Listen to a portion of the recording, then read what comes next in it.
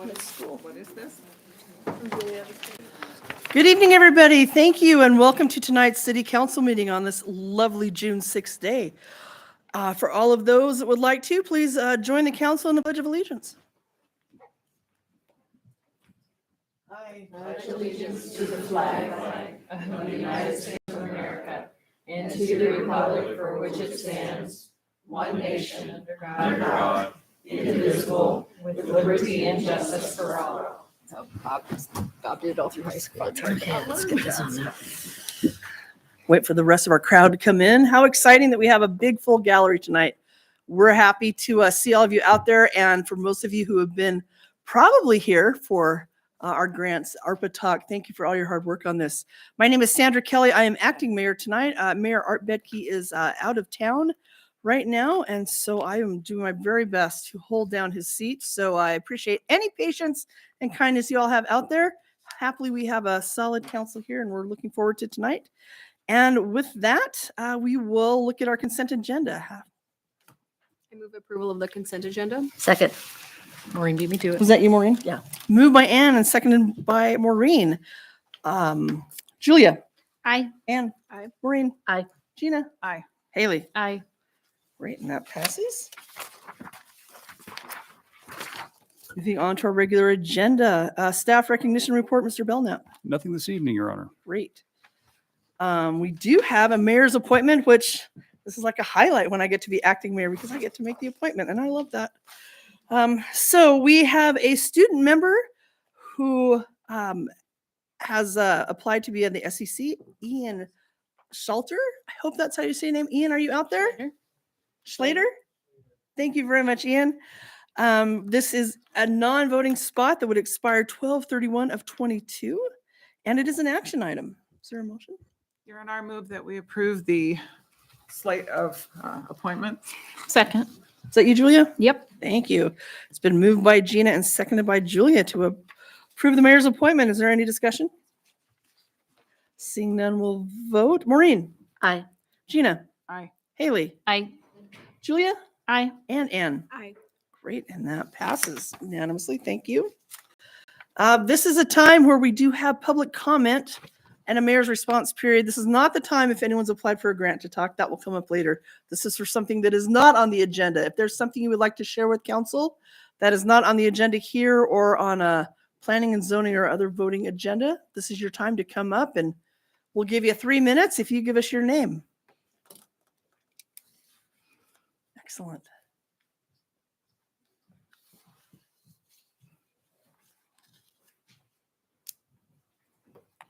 Hi, my name is Matt Williamson. I live on Hayes.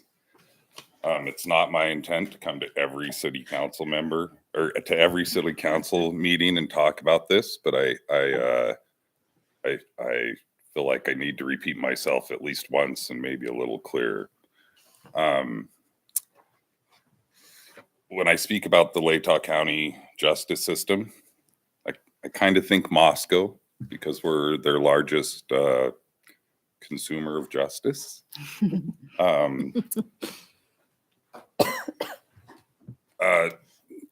I think that our justice system is it's damaged. It's not functional for the mentally ill, the addicted.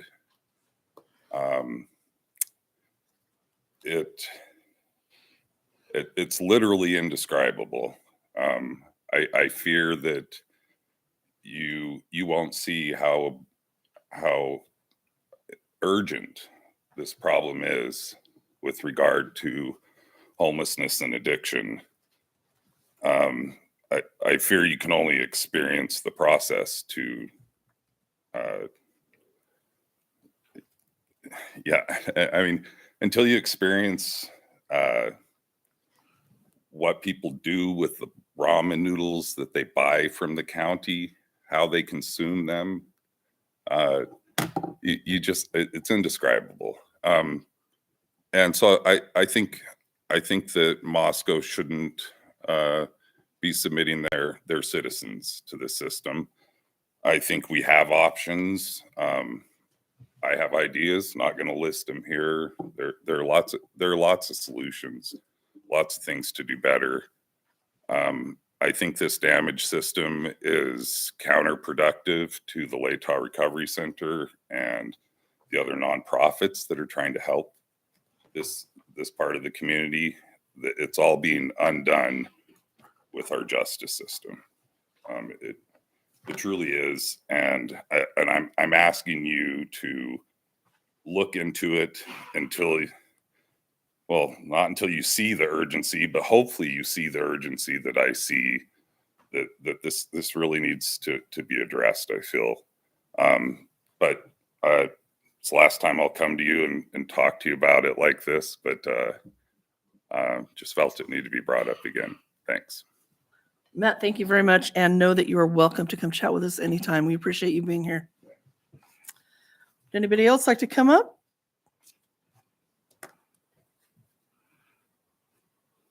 Okay, thank you. Next up on the agenda, Cornhole for a Cause alcohol use permit in East City Park. Amanda Argona. Good evening, everyone, council and your honor and city staff. I know I'm not typically the type of person that comes up for alcohol use requests for East City Park. So this is what you can expect to see moving forward. I've been working closely with the Parks and Recreation Department and our city clerk to make sure we have these alcohol use requests streamlined. And so moving forward, Community Events Division will be taking on the alcohol use requests regardless if they're downtown in the entertainment district or for the city parks as well, with East City Park being the most common one. So we thought we were done for the year with beer and wine gardens, but we did have a Cornhole for a Cause, which is sponsored by Story Real Estate.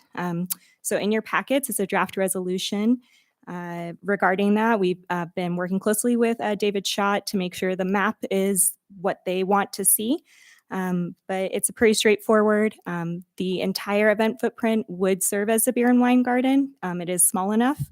And we recommend approval of the resolution. I would be coming to you before administrative committee typically, but there's a few cancellations coming up. So with this event coming up on a holiday weekend, that's why I'm here this evening. Great, thanks, Amanda. Is there discussion? Questions for Amanda? The I have a applicant is question. also here if there are questions regarding the event. I have a question. It mentions that it's in support of a nonprofit, but that's not necessary, is it? No. Anyone My else? question. Okay, great. This is an action item, so in order to go forward, it will need a vote. Maureen? I move that we approve the resolution allowing for the possession and consumption of alcoholic beverages in East City Park within the event footprint of the Cornhole for Cause for the duration of the event. Second. There's been a motion by Maureen and a second by Haley to approve. Gina? Oh, sorry, is there further discussion on this? I know, sorry about that. So sorry. No, I just got a little out of order. Sorry about that. Is there more Wow. discussion? A little eager. I did, I was eager. Seeing none, is there? Now I would like to vote. How about that? Aye. Haley? Aye. Anne? Aye. Julia? Aye. Maureen? Aye. And it looks like that passes unanimously. Thank you very much, Amanda. Mike Ray will be up. Public hearing for 536 South Mountain View Road, proposed rezone. Thank you, Your Honor, council members. For you tonight, we have a public hearing. This is a proposed rezone of approximately 1.7 acre property located at 536 South Mountain View Road within the city. And the City of Moscow Community Development Department is requesting this rezone. And the proposed rezone is from the current ag forest zone to the moderate density single family residential, which is our R2 zoning district. Just wanted to provide a little bit of background on this property.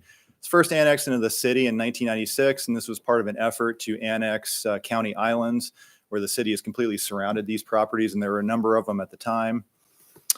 And there were records that indicated that at the time it was looking at rezoning from the ag forest to the R2 zone, but there was never any documentation found that the rezone ever occurred upon the annexation ordinance. Thus, the property has remained within the ag forest zone ever since. And getting back to 2013, city initiative project to improve traffic flow and enhance safety on Mountain View Road from 6th Street intersection south to Joseph Street. That project's just getting underway. And during the design phase of the project, it was determined that in order for the roundabout to be constructed at the Mountain View Road 6th Street intersection, that property needed to be acquired from 4 property owners adjacent to that intersection. And over the last 2 years, city's been working on acquiring that property from those property owners. And then as part of the property purchase agreement for the portion of the property, this subject property, city is required to initiate, present, and administer the rezoning of the entire property to the R2 zone. So this is the subject property, northeast corner of the intersection. See Mountain View Road and 6th Street, Church of the Nazarene there to the southwest, Picard Orthodontics there to the west. And then to the northeast and the south, those are the Rolling Hills addition, so predominantly single-family residential. Just a closer view of that property. There's currently one single-family house, and there's like one carport in the center of the property as well. Looking at the comp plan designation, currently designated as auto urban residential, as well as the majority of the single-family properties to the northeast and to the south.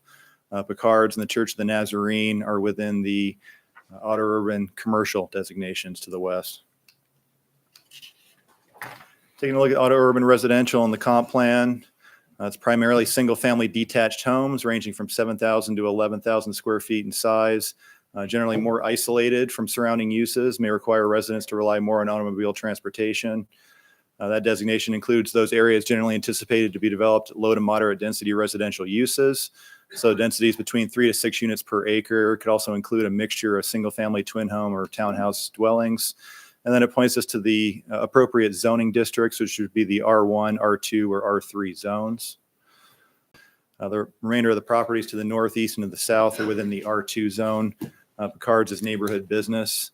There's a couple of different zones, R3 for the Church of the Nazarene. Also, a portion of that is also neighborhood business as well. So it's a little fragmented on that property. So this would be the proposal, rezone to R2 to be consistent with the surrounding properties on the east side of Mountain View Road.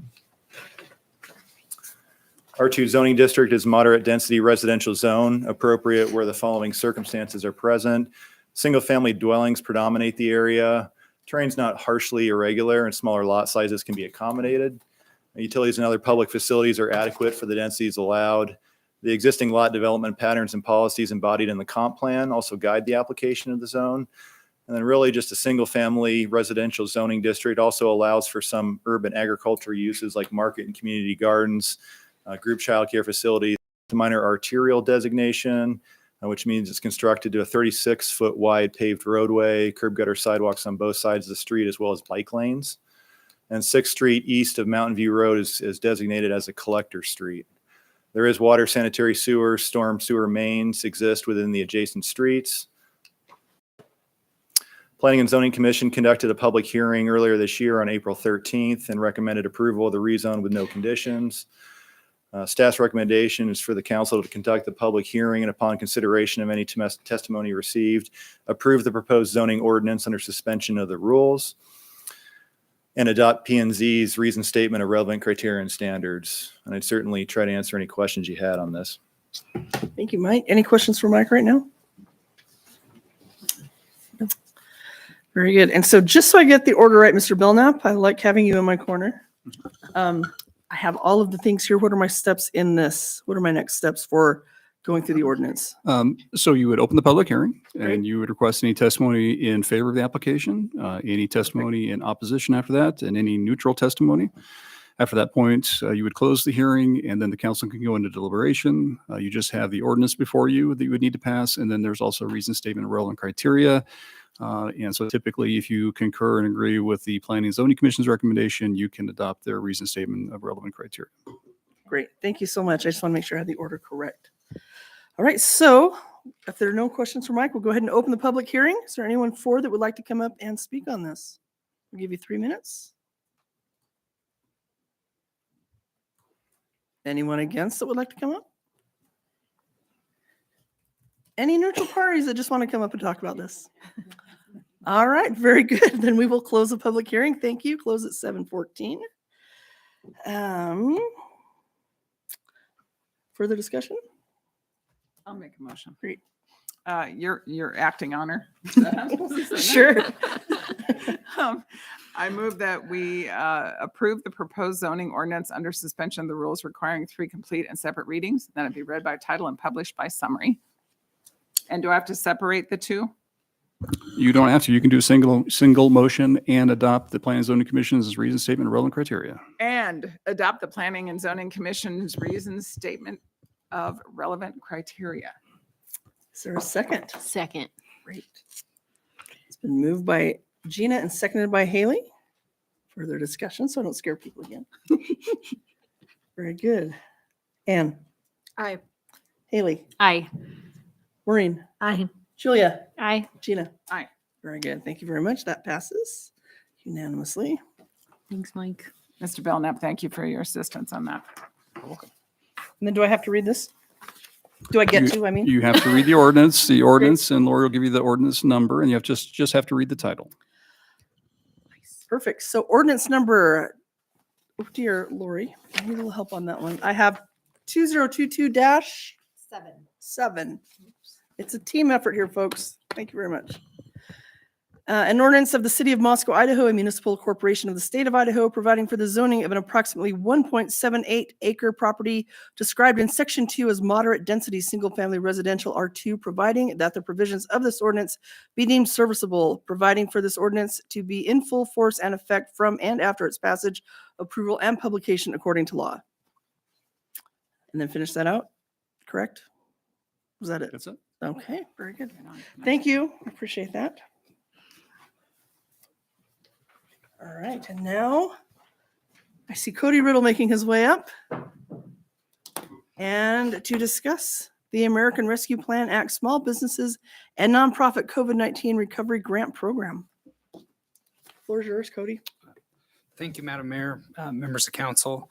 As you'll recall, back in December, council allocated $750,000 of the ARPA funds to assist small businesses and nonprofits that were negatively impacted by the pandemic.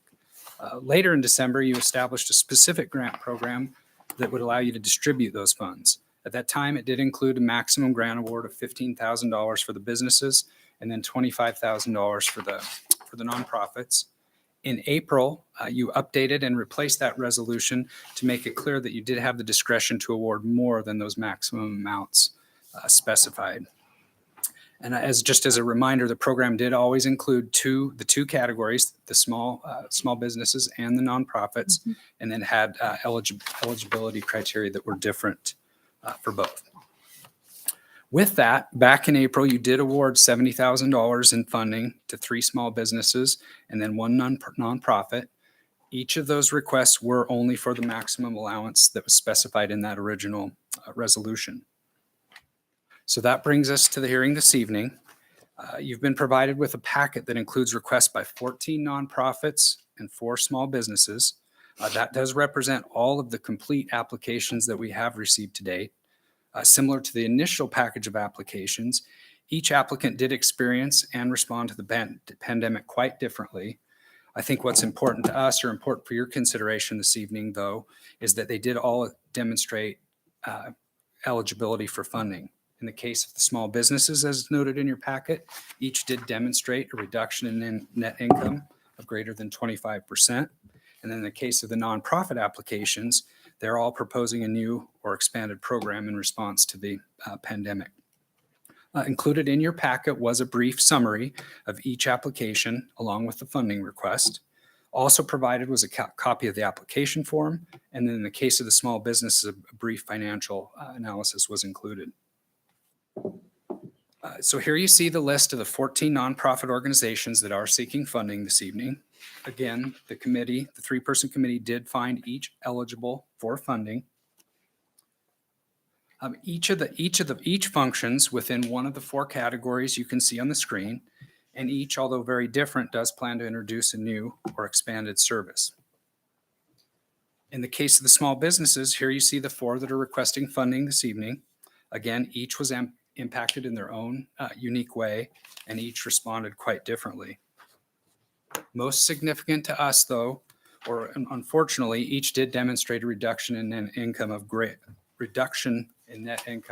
than that 25% threshold. That was determined through an analysis of tax records and financial statements that the applicant did provide. Applicants seeking your assistance this evening. Their eligibility was summarized in your packet, but that brings us to the tricky part.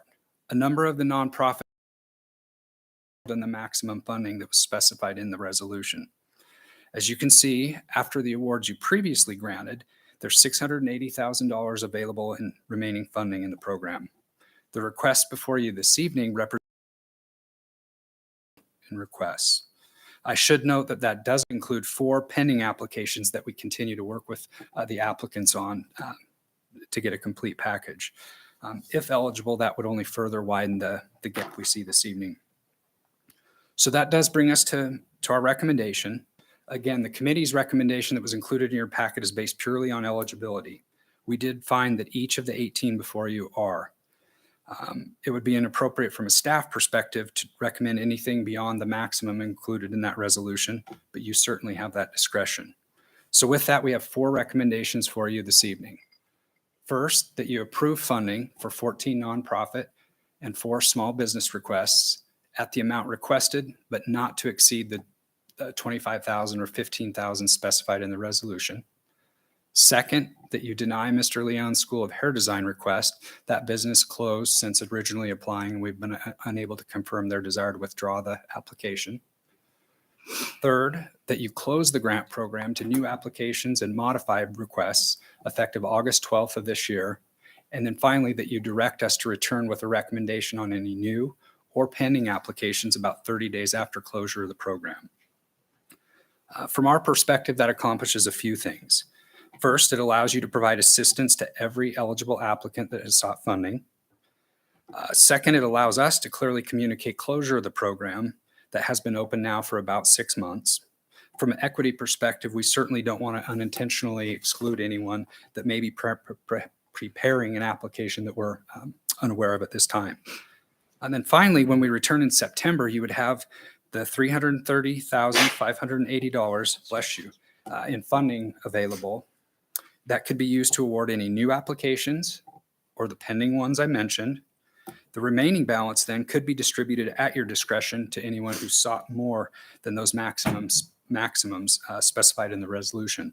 I would note that you're certainly not obligated to do so. You could simply act at that time on those remaining applications and then close the program. The resolution allowed you the discretion to do so. I believe that concludes the staff presentation this evening. I believe most of the applicants are here represented this evening. And so if you have questions on their operations, use of funding, things like that, it would probably be best that it's geared towards them. Thank you. Great. Thank you. Before you sit down, just really quick, are there any questions for Cody before he goes? Lorraine, you look like you have something going on there.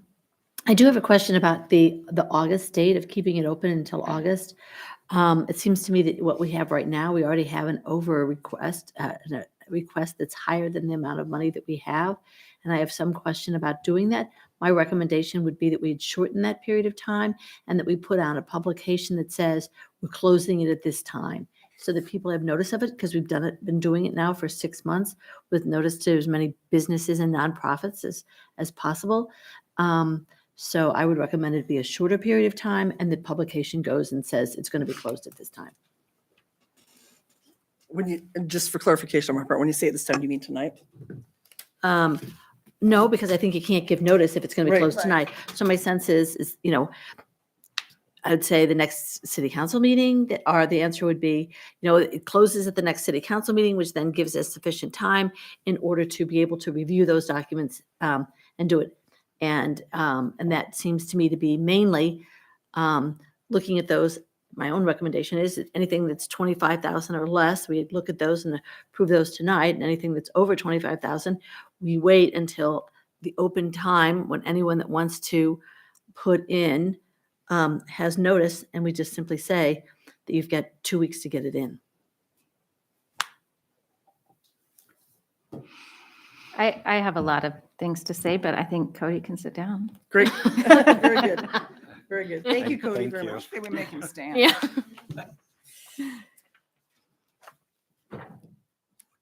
Julia, go ahead. Well, I spent a lot of time on these applications, as I'm sure a lot of people have.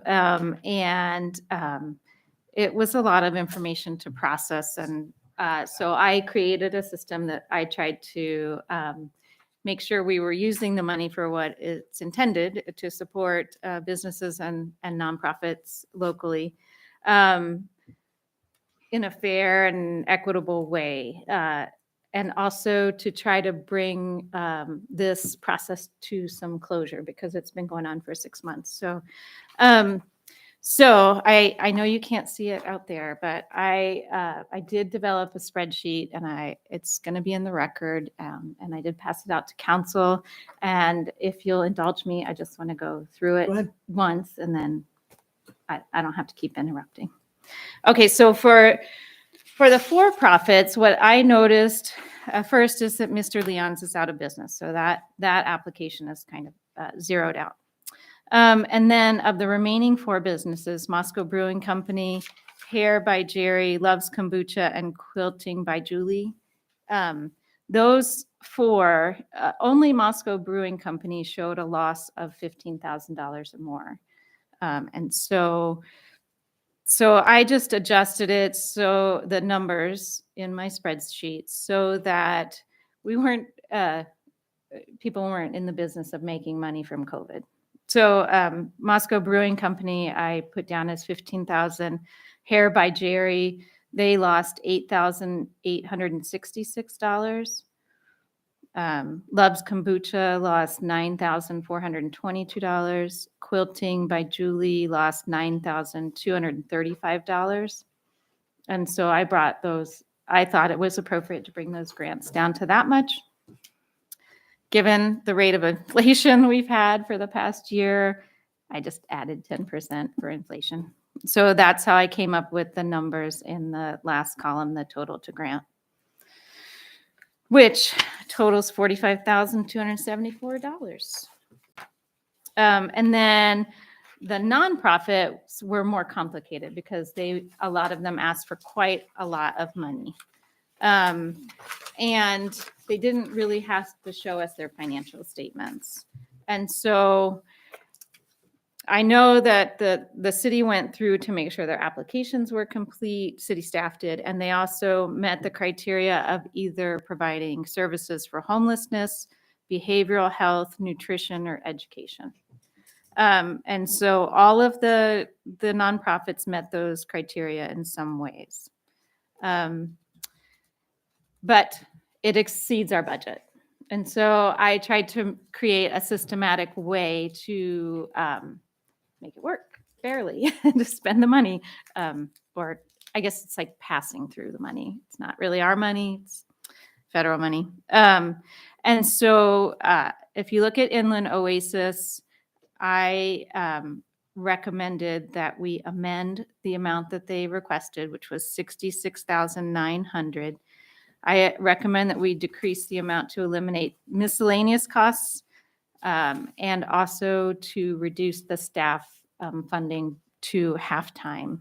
And I did the staff funding to halftime for all of the grant applicants because it's generally not a great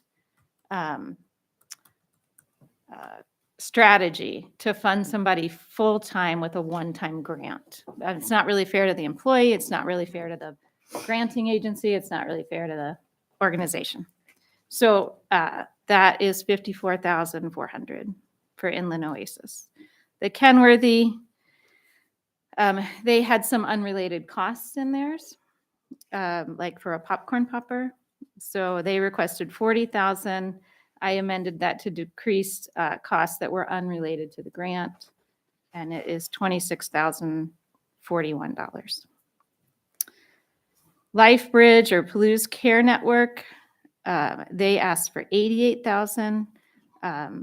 They had quite a few unrelated costs for advocacy. And so I amended the proposal just to continuation of the infant nutrition and supply program, which was $8,000. Latah Alliance for the Mentally Ill asked for $17,700. I didn't have any concerns with their application. So I think that one goes through fully funded.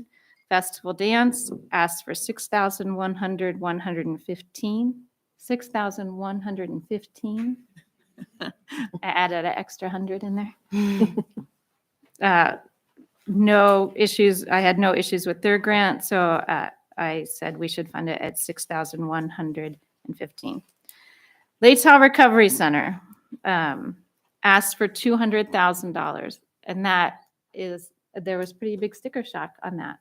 But when I looked at that program, what they're advocating doing is purchasing their house, their Oxford house. It should be self-sustaining. It's a one-time cost that makes sense, so I recommend we give them $200,000. Moscow Day School asked for $42,000. Their costs lined up with one-time budget needs, so that they can use the money to help improve teacher pay. They have really struggled, and they had a good grant application. And so I recommended the full $42,000 they asked for. Moscow Contemporary Gallery, or just Moscow Contemporary. Some of their fund requests included programs outside the scope of the grant. They also asked for full-time salary for gallery employees, so I reduced those. They asked for $75,000, and I recommend $44,000. Friendly Neighbors Nutrition Program asked for $8,000, and I recommend giving them $8,000. Food Not Bombs asked for $45,000, which included a new full-time position for a social worker. So I reduced that by half. The salary of the social worker to $26,800. PCEI requested $25,000, which included half-time funding for an employee, and I recommend fully funding that. Blues Prairie School asked for $7,605 for their nutrition program. I recommended fully funding that. Family Promise asked for $200,000, another real sticker shock. But I reduced theirs to $137,500 using the same criteria of funding someone half-time, not full-time, and making the long-term improvements to their shelter, as well as, their day center, as well as working on their hotel shelter program. And finally, Sojourners Alliance requested $25,000, and I recommended giving them the $25,000. I'm almost done. Sorry. This means that we have $680,000 left in this fund. We would give nonprofits $628,161. Small businesses would get $45,274, and that would leave us with $6,565 that would be up for grabs until the next city council meeting, I guess, if somebody else wants to apply for it. And then we'd be done. Thanks, Julia. You're welcome. I just got kind of nerdy, a little nerded out on that one. No problem. We enjoy a good nerd. Your Honor, Yes. did you want to allow for public comment before the council went into deliberation? I think as we discussed earlier, in what Cody mentioned, I like that all of the folks are here. And I think if we have questions for them, that's what I'm looking for. So unless council would like to hear from everybody right now, that's also fine. I'm good with either. But in essence of time and trying to make good decisions, I think we can use them as all of these folks here for questions if we want. But I am flexible on So that. can I ask you a question? Mhm. Are we asking for each person to come up and talk about like festival dance first and then Blues Prairie next? And then are we going to then talk about that one? Are we going to go all the way through everybody's public comment and then talk about that? I'm just curious on the procedure that you want to Well, and that's why I would like to not have public comment. I would like to just ask questions because people are here and I think ready to answer questions that they have, but that would limit everyone having to come up and give a spiel and then us deliberate and go through. But I think it also gives people ample opportunity and us to ask the questions necessary as we try to make decisions here. But that is really up to council to decide. I think like you're- that, but I do think it would be nice to consider each one on its own merit. Great. And then go through maybe in some Okay. order. I would offer though, I'm comfortable with Julia's recommended amendments for the for-profit business changes. And so if depending on how council's feeling, I'm happy to make a motion to, you want to do it one by one? And let's I go want to one talk by one. about those. Okay, for-profit one by one? Mhm. Okay, groovy. I mean, I'm game for that. Not necessarily one by one, but the one thing I think that wasn't captured in that, because I agree with you, is that some entities received like PPP loans or other support. mhm. And so I think that should be weighted against if we're considering what the total loss was. Fair. Right. So for instance, Moscow Brewing Company incurred a $22,000 loss, but also received about 17 grand in support, whereas Love's Kombucha received none. So I think that the kind of sum zero on that is an important factor. Fair enough. So if I heard correctly, I think we'd like to go through one by one. Is that right? And have the businesses there, if we have questions, you hopefully would be willing to come up to the podium and help us field some questions as we make decisions. Just to be clear though, there's no presentation for each one. Correct. That's And what we I didn't hear. we didn't tell people they had to come. Right, Correct. right. Very good. If that's all right, then I would like to start with our businesses. And let's start with Moscow Brewing. And the floor is for the council. So my understanding of the packet was that they incurred a loss of $22,000 or $22,633. And then they received from various sources, 16,902 in support throughout the pandemic, which then creates a difference of 5,731, which is what it would take then to make them whole if that's the projected loss. Try that again, number again. Yeah. Go ahead. 22,633 in stated loss, 16,902 in stated support, with a difference of 5,731.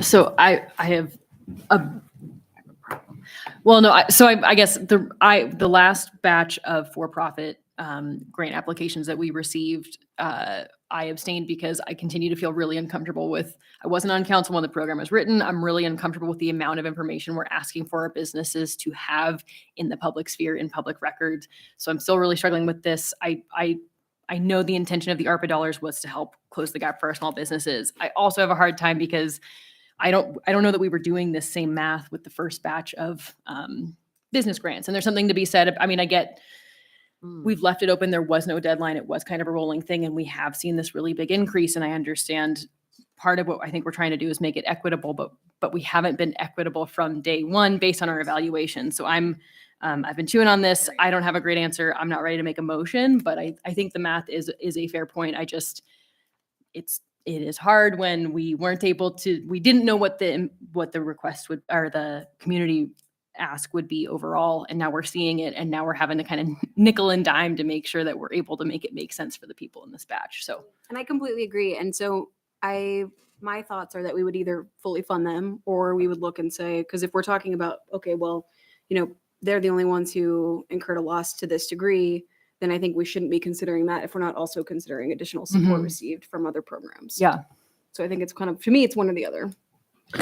Okay, so my question to that, what do we do about the fact that some people already got money for it? Your Honor, I Yes. think Elise has some comments on the Wonderful. financial analysis. Elisa. And So your when- position with this is? I'm the grants manager you. and I'm one of the persons that are on staff member that is on the 3-member committee. On Moscow Brewing Company, I wanted to let you know, and I can verify that in my packet, that the money that they received from other resources, PPP, those things were either included within their revenue account or I added them back in, which you would have seen in your analysis that was in the packet that you received. So their net loss was after receiving that revenue. Is that true for each one listed? Yes. Okay, great. That's very Okay. helpful then. So if you see that line on the block that says net or other income, Mhm. that's those assistance or grant programs, that's counted in there. So that loss is actual loss. They had not already included it in their income, and I did verify whether or not it was in their actual net income prior to making those adjustments. And that's why their financial statement and your finances don't match then. Thank you. Further discussion? Any questions for Moscow Brewing? Aaron is here. Okay. Hair by Jerry. I had a question, and I don't know if it was just, I feel like I saw the address being Potlatch and not Moscow. So is there some light you can It's a shed on that mistake. for us, Elisa? Yes. Yes, if you will look in the packet, there's additional information. Jerry is is a sole proprietorship. She lives in Potlatch. Her business is actually operated on the corner of Beach and Highway 8, right Okay. behind Whatchamacallit? Yeah. Mm-hmm. Parks Place. And it's the mixed-use building that Brent Loney built. Yeah, I saw Beach and I was like, I'm pretty sure that probably means the beach in Moscow and not She's operated Okay. a business in Moscow for over 20 years. Ruby. Thank you. Any more discussion on that? Loves kombucha.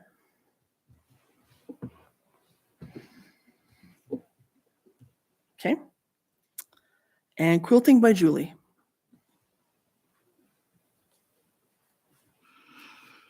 Okay. What are we deciding? So my question to council is, do we want to decide our business grants now? Yes. I would, yes. Yeah. Mr. Belknap, you look like you have something. Hmm. Oh, okay, sorry, I was anticipating. I thought I saw a hand. Just pensive. Okay. All right, so what would council's decision action like to be on this? Can we go through each one and just say, we propose grant of X amount for this entity? Sure, I think that's, yes.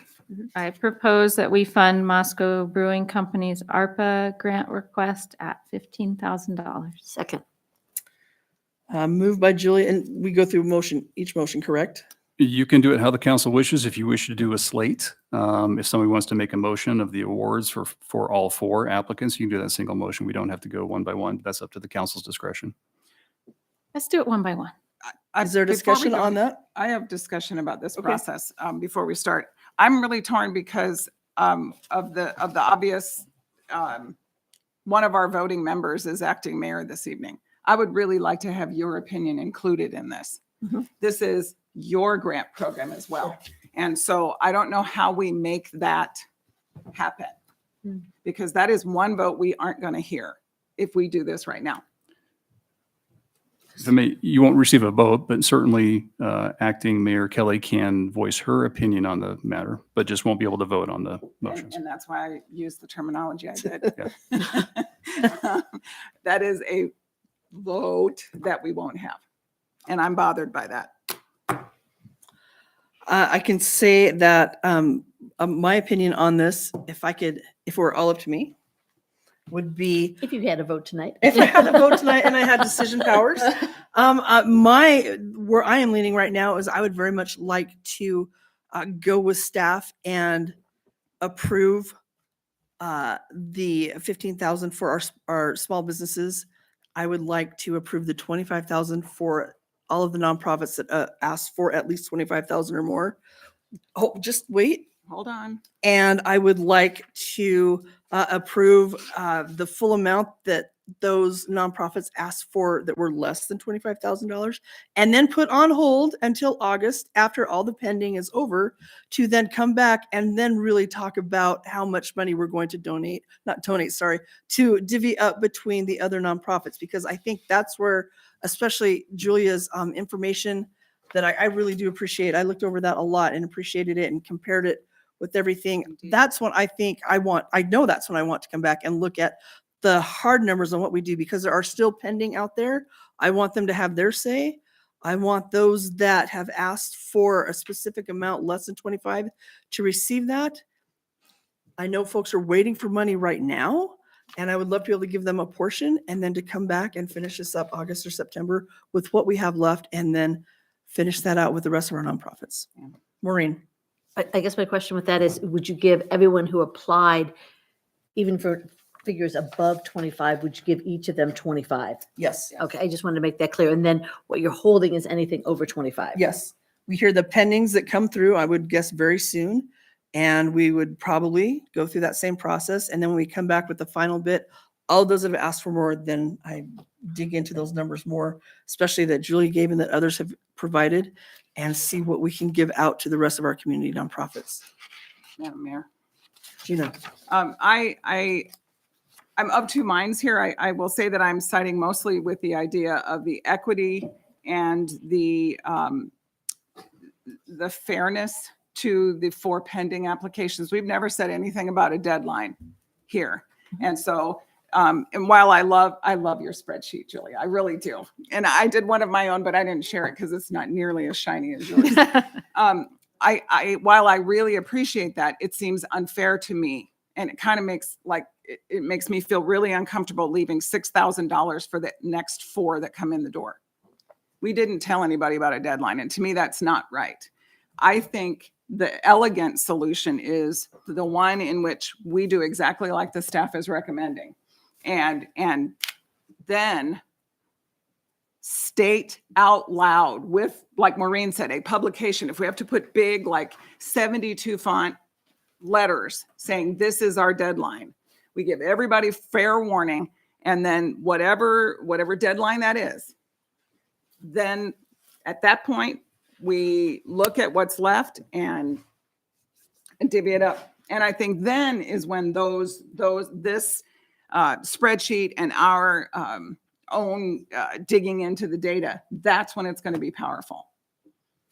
This way we get the businesses and the entities that need money right now, we get some money into their hands so they can continue doing the good work that they're doing.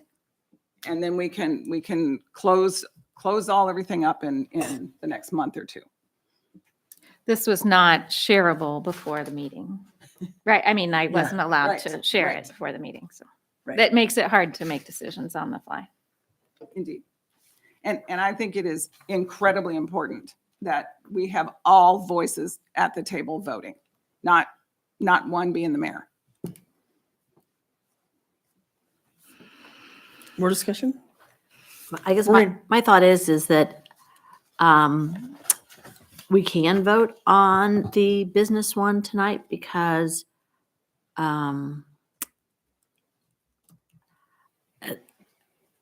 I think that the issue is, do you want to have a vote? I mean, I guess my sense is we know what you want to do on it, and so people can take that. Do you want to postpone it for 2 weeks in order that she could vote on it? I'm trying to understand that. Yes. I'd like to vote on it tonight. We have a room full of people here who came for this vote.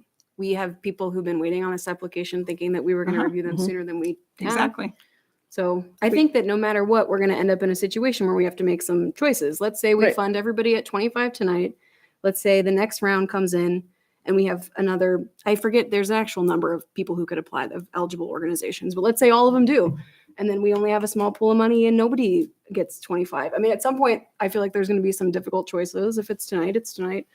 But at some point, we're going to have to do it. And I would prefer that we do it now with everyone here, and as we said we would. And by that, do you mean vote for the entire amounts tonight, or vote for the 25,000, set our deadline, and then vote, then give the possibility of those that have asked for more money later? And come My up with a preference would solution? be to vote on the full amount that we would like to allocate tonight. Is that a motion? Okay. I really, really feel, and I hear you, Ann, and I understand these meetings and the chairs are not comfortable. I know that. I trust that. I'm sorry. It is good though if you stand up in the back like that one nice lady in the back. Stand up. It helps. I don't believe that we should do this without Sandra as a counselor voting, period.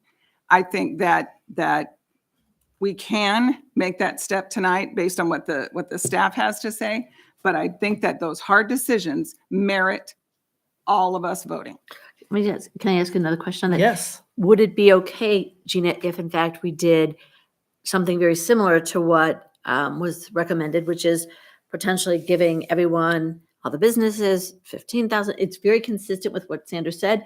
Give everyone who applied for a nonprofit, whatever they applied to up to the amount of 25,000, leave those pending so that, I mean, we know what her opinion is. It's almost as if it was a That is- vote. That is what I'm saying. Okay, I thought you were saying we have to wait till everything be done. No, I no. misunderstood you. Okay, got it. And I got fired up and probably wasn't as clear as I could have been. Yep. I am comfortable with staff recommendations, but then I think with the balance and with the additional 4 that we, or however many come in, we need to have that 6th voice.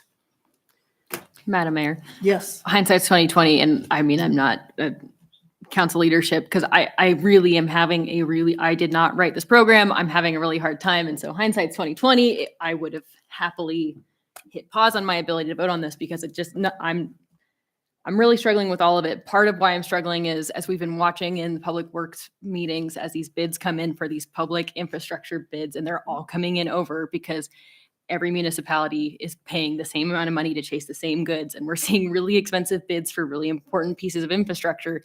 I'm having a really hard time balancing knowing, and part of it is I don't understand what's left of the ARPA, right? Like I know we have $750 set aside for this program.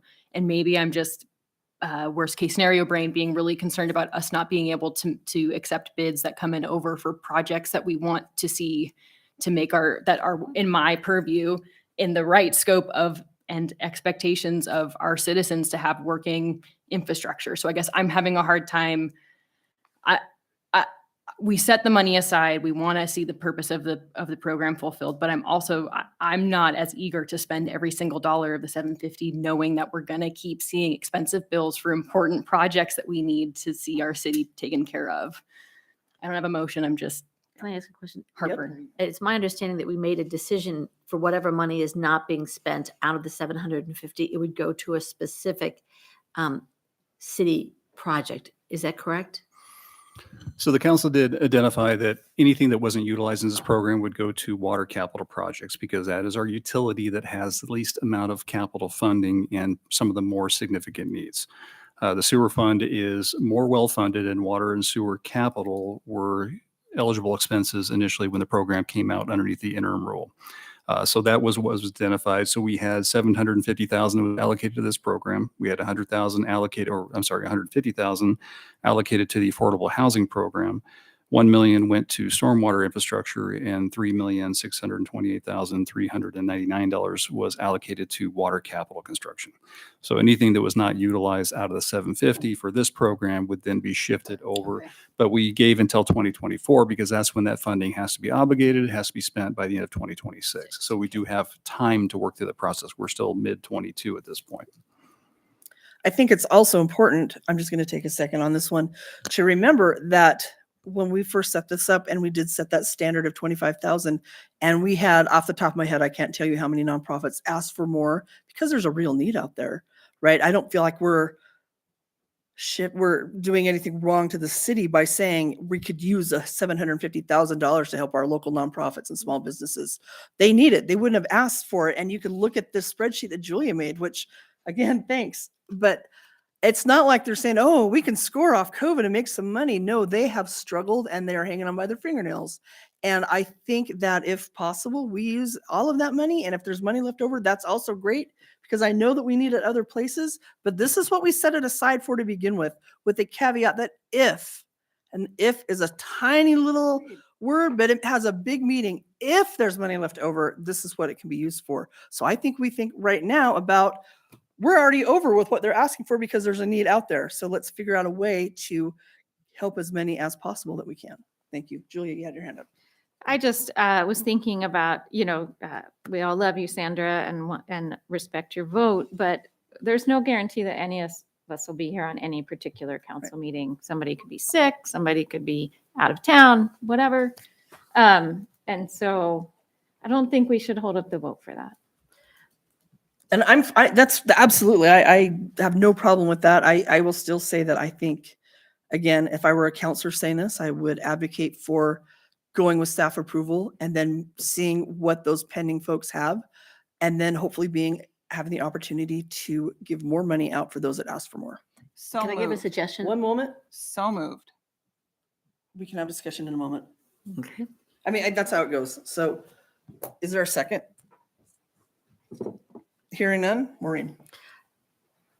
So I think that we can kind of make a compromise on all of these things here, which is, there's some discussion about we've had and kind of piecemeal through them. And before we say anyone who's applied up to 25,000, if there's anybody on the council that has a question about anybody who applied up to 25,000 and think that there's something questionable about the application, we can talk about that one separate. But I think overall, I think there's a lot of, at least for me, there's pretty much a lot of support for what you applied for up to 25,000, and then talk about any kind of exceptions from it, because I think that may be much easier to do.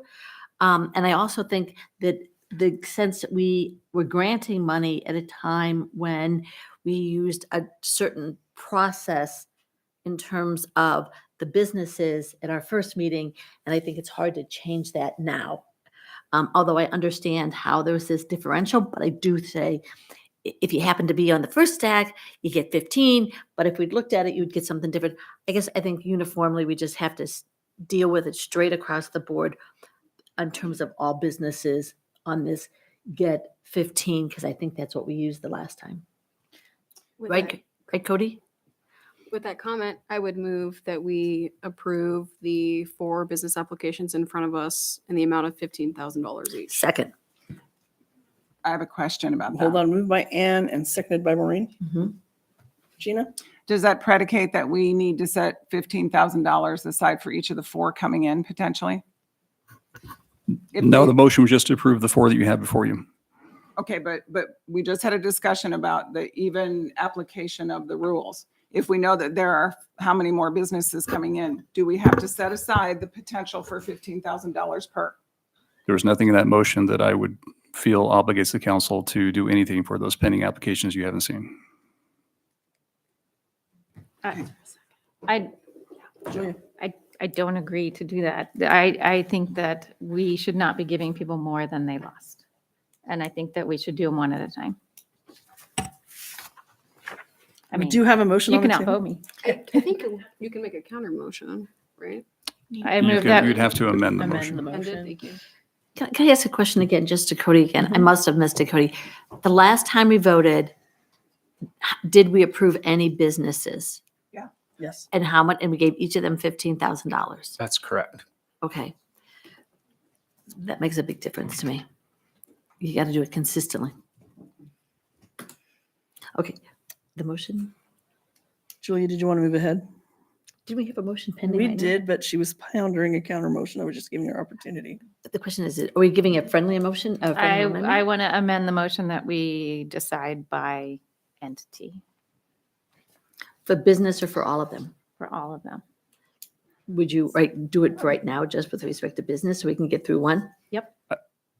I'm not sure that's an actual amendment to the motion. Yeah. So I guess I You would. just I have would- to I wordsmith know, it for me. I know. So I think you'd have to just either vote on this motion, let Yep. it die, Second her motion. Or not? and I guess I can't. then have a new motion. Or amend it to only award a certain specified amount to each of the businesses. That would be, because then you'd be amending the amount. So I think that would be an appropriate amendment, is to move to amend the motion to award not the 15,000, but maybe an amount that you'd wish to identify and see whether that would be successful. Can I make a motion when there's a motion on the table? I don't understand. You can move to amend the motion to modify the award amounts to what you would like them to be and see whether that amendment passes, and then we'd come back and vote on the amended motion.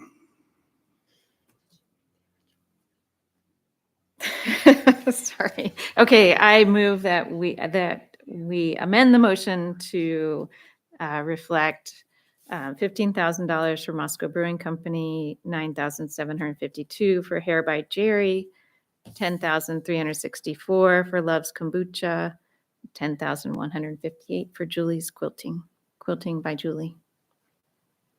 Is there a second? Second. Is there further discussion? They have to vote on the amendment now. So now you'd be voting on the amendment to the original motion. All right, so Which is the one Julia just did. correct. You'd be changing the award amounts of the original motion. Is there further discussion on that?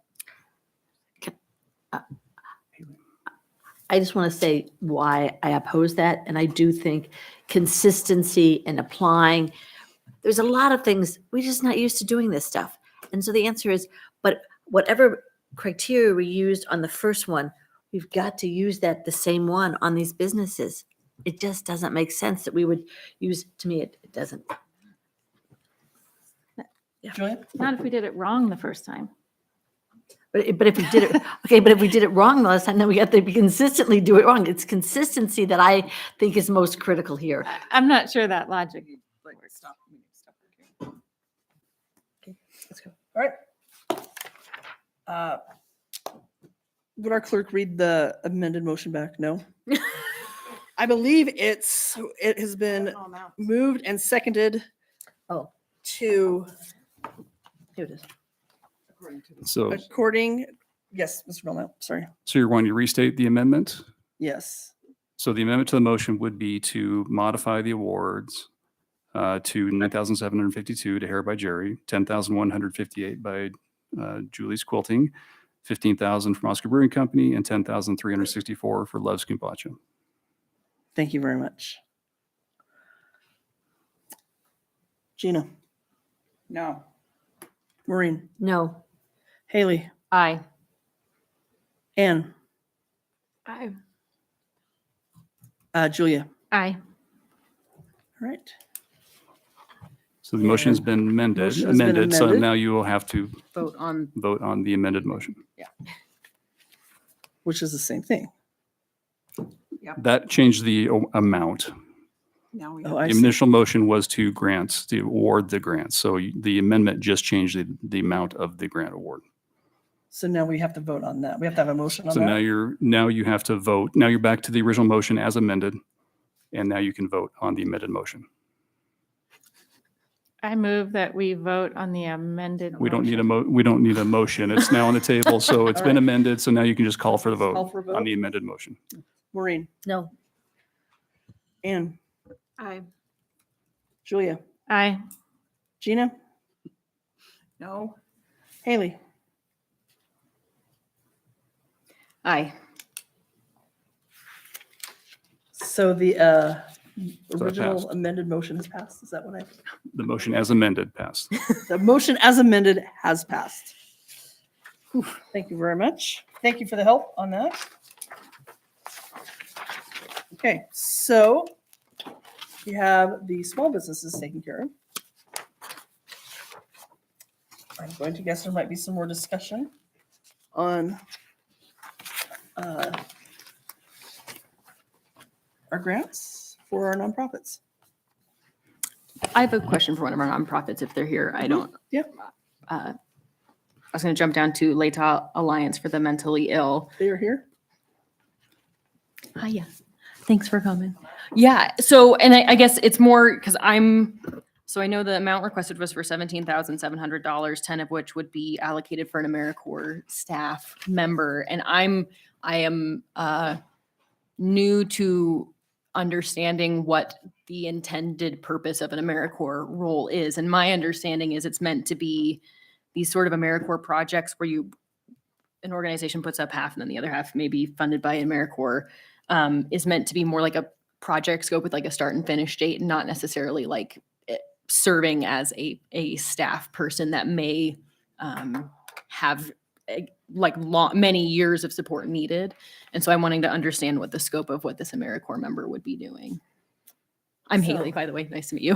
Nice to meet you. I'm Jessica Peroni. I'm the president of the board. The AmeriCorps position would be a direct care, full-time person in the house, providing supervision, implementing programs, and working with the house director. And the long-term goal would possibly be for that person then to be hired on as the part-time person after the AmeriCorps term ended. Okay. We also have a house director who is on his way out into retirement. So this is a nice overlap of training and relationship building and supporting individuals who would otherwise have no homes. Is that it? Anything else, Haley? I think that was it. And the reason I ask is because thanks to the some of the questions that Julia kind of helped me bring to mind. I mean, a lot of the conversation is around making sure we're not funding one-time increases. And so I just wanted to Correct. make sure if we're applying that across, if that is a mentality that we as council want to adopt as far as making sure that we're only allocating funding for things that are meant to be one-time expenses and not increased scope that is going to put you in a pickle. To add to that, so AmeriCorps cost is $10,000. You don't pay any taxes, you don't pay any insurance, you pay a flat fee to $10,000. That is considerably less than hiring your own Staff. employee. Yeah. So even if, who knows what next year from now could potentially look like, maybe we want to continue with AmeriCorps as our staff. And that would actually be a more financially sustainable option for us, a full-time person for $10,000. But I guess what I'm saying is my understanding of the AmeriCorps scope is not meant to be like the AmeriCorps organization subsidizing like a full-time staff person. Like it's meant to be the scope of a project with a start date and an end date. So that's where I'm like, I'm a little bit nervous because it is a screaming deal, $10,000 for someone. So that project would end after one term of service, but then we would have the option to reapply post the position. And we would all, as an agency, be able to reserve the $10,000 each year because we wouldn't be then paying for our staff person. But So even if that project ended, we're able to put out another application for a new AmeriCorps. I hear you, not but Vista. the concern, like that's not what the purpose of the AmeriCorps, my understanding of the AmeriCorps program is not to do that. So I don't want to put you in a pickle where you're planning on reapplying for this program where it is meant to be the scope of a project that has a start date and an end date and the project ends and then that support is no longer needed, not constantly reapplying for AmeriCorps. So that's why I'm Yeah. With all due respect, I do not believe that is and that's where I'm Yeah. not as well versed with the AmeriCorps Yeah. stuff. So I'm very familiar with AmeriCorps, and you can have multiple terms of service. It is there for this exact purpose, for community service, for civic engagement, and to meet the needs. It's not for a one-time project. It Okay. has sustainability attached to it. okay. If for some reason the AmeriCorps rules change and we do have to terminate using it because this is a never-ending project, we would then have the funds to offer that person a part-time position and make it be sustainable. Gotcha. But yeah, this is more than a one-time project. Yeah, I would love for us to not need to have organizations like yours, but I'm so happy that we do because there is a huge gap in those services. My questions aren't I I hope know. I'm not conveying that I don't value the service that Oh, you no, I provide just to our want to community. clear, yeah. the rules for AmeriCorps do not mean it's only if you have a one-year need. There are AmeriCorps positions that are open indefinitely Okay. for nonprofits all over. It's the U.S. Peace Corps, so it's open all over. Okay. And the need will never end. That's why AmeriCorps is there. Those are my questions for this Thank you. organization. Is this a question for Jessica or for somebody else? Not for you, Jessica. Great. Okay. Thank you, Jessica. Thank you. Thank you. Maureen. I just want to point out that we've been talking about something that Julia was talking about, this idea of long-term funding and short-term things. And I say that before this, I did some research before coming here tonight, and the Government Finance Officers Association came out with guidelines for the American Rescue Plan spending, recommended guideline principles, and they specifically affirm what we have been talking about in terms of one-time funding versus ongoing funding. And it says temporary nature of ARPA funds. ARPA funds are non-recurring, so their use should be applied primarily to non-recurring expenditures. 1, care should be taken to avoid creating new programs or add-ons to existing programs that require ongoing financial commitment. 2, use of ARPA funds to cover operating deficiencies caused by COVID-19 should be considered temporary, and additional budget restraints may be necessary to maintain structural balance in future budgets. Anyways, it basically says, giving priorities to things that are one-time fundings. Yes, Bill. Mr. Belknap. I'm not But I- supposed to have done that. No, but I do want to clarify, the resolution as passed by the council was for new and expanded programs. in response to the pandemic. So I appreciate the guidance because these are one-time monies, but it is somewhat contrary to the language in the resolution as adopted by the council. So I just wanted to clarify that point. Thank you. Further discussion? Okay, let me ask back to Bill. So the question on that is, I guess I am still today, we made that recommendation that it could be new programs, but I guess can you go again and tell me exactly what the resolution was, and then I'll ask you my question again. Sure. Hold on one sec. Get my glasses. Okay, so language for the Community and Social Service Nonprofit Grant Program is grant funding will be made available to nonprofit organizations for the development and delivery of new or expanded service programs designed in response to the COVID-19 pandemic. Such programs shall be consistent with the nonprofit's mission and shall include evidence-based intervention measures that have been demonstrated to be successful in addressing the social and/or community need and be responsive to the public health emergency and its negative social and economic impacts upon low-income and socially vulnerable communities. Since we already had the Lata Alliance for the Mentally Ill up here, can we go ahead and vote on funding their request?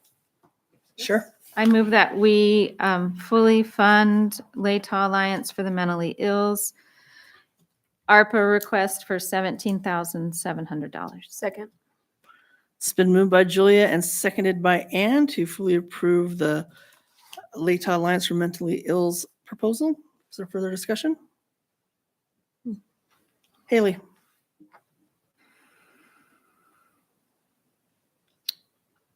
Aye.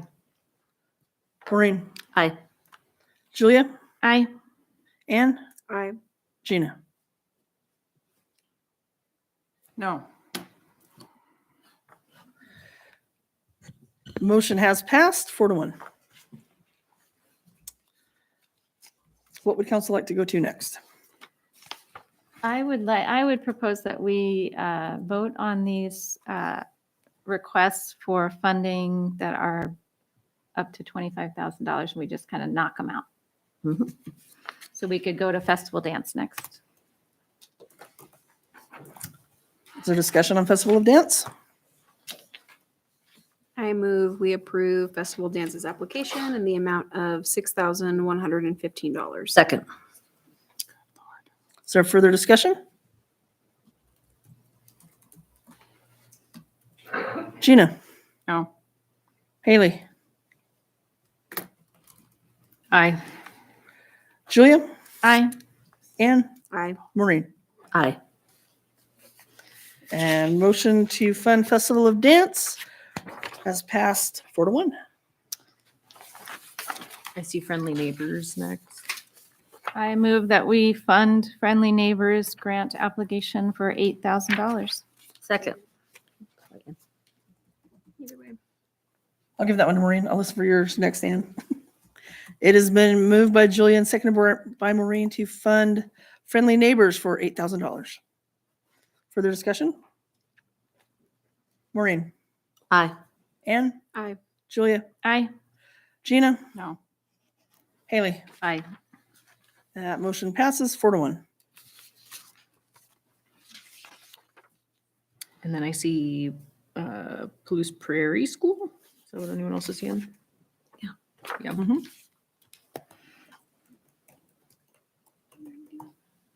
So, Were you going to make a motion on that?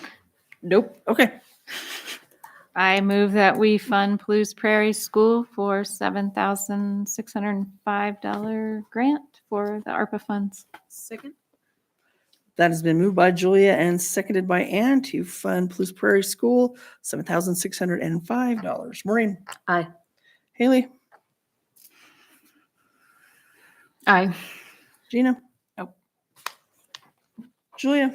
Aye. And Ann. Aye. That motion passes 4-1. I move that we fund PCEI's ARPA grant application for $25,000. Second. Is that you, Ann? Yep. Thank you.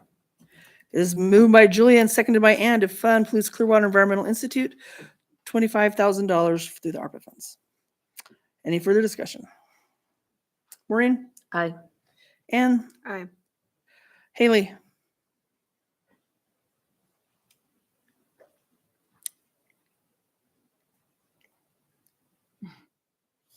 Aye. Julia, Aye. Gina. No. Motion passes 4-1. I move that we fully fund Sojourners Alliance ARPA request for $25,000. Second. Moved by Julia and seconded by Haley to fund Sojourners Alliance, $25,000. Is there further discussion? Anne, Aye. Julia, Aye. Haley, Aye. Maureen, Aye. Gina. No. Motion passes 4-1.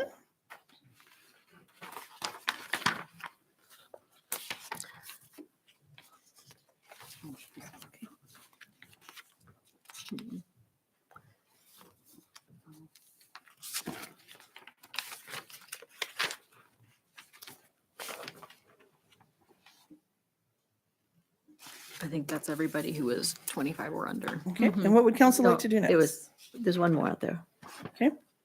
No, with original requested amount? Oh, yeah, it's original requested amount. Yep, that's right. Okay, all right, what would council like to do next? I would like to move that we go through each one of those again and at least grant $25,000. Or we at least vote on $25,000. Do you mean the remaining? Yeah, remaining? remaining ones. Go you through Can each you, one. can you rephrase that just really quick? Woo, it's a little inarticulate. Let's try it one more time. Okay, so what we do is we individually go through the nonprofits that have requested more than $25,000 to determine whether or not we should at least give them $25,000 today. Does that work in the motion world? You can. I mean, you'd be going through, either you could do a singular motion that has all the remaining nonprofits moving for 25,000, or if you want to walk through them individually, you'd be passing a motion to, I'm moving for 25,000. individually because I think we can get them individually, and I don't think we're going to get them all the other way. Sounds good. Is that a second by you, Julia? I think, I mean, that wasn't really a motion, was it? no. Okay. You'd need to name the discussion. entity. Yeah, you'd So move then on. we just can like- move- But we're just going to go through this. Then we thing. can move that we fund Inland Oasis to the amount of $25,000 for their ARPA application. I keep changing the order of the words, but Is there a second for Inland Oasis? Aye. Yeah. It's been moved by Julia and seconded by Maureen to fund Inland Oasis $25,000 through ARPA funds. Further discussion? Anne, Aye. Gina, Aye. Haley, Aye. Maureen, Aye. and Julia. aye. That passes 5-0.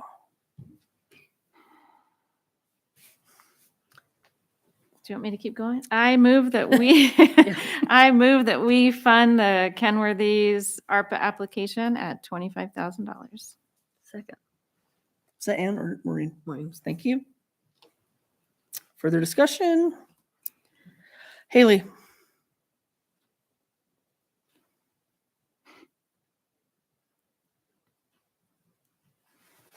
No.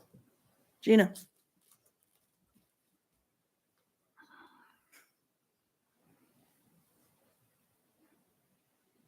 Aye. Maureen, Aye. Julia, Aye. Anne. No. Motion passes 3-2. Kenworthy to receive $25,000 through ARPA funds.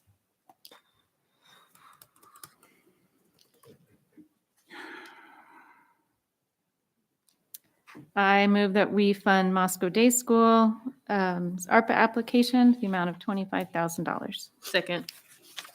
Been moved by Julia and seconded by Haley to fund Moscow Day School $25,000. Is there further discussion? Anne, Aye. Maureen, Aye.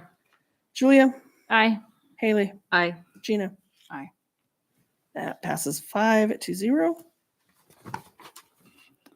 I move we fund Food Not Bombs at $25,000. Second.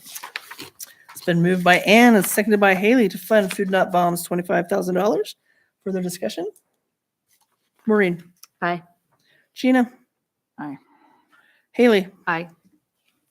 Julia, Aye. Ann. Aye. Passes 5-0. I move we fund Moscow Contemporary at $25,000. Is there a second? Second. It's been moved by Ann and seconded by Julia to fund Moscow Contemporary $25,000. Discussion? Maureen, Aye. Gina, No. Haley,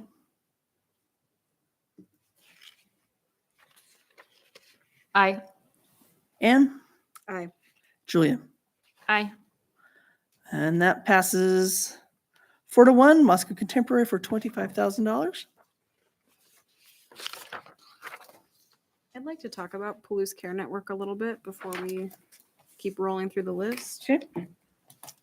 I had some similar questions to what Julia pointed out about the use of the funds, and I would be in support of funding them to the tune of $8,000 as opposed to the $25,000 we are doing for the list so far. Is that a motion? Yes, I move we fund Palouse Care Network to the tune of $8,000. Is there a second?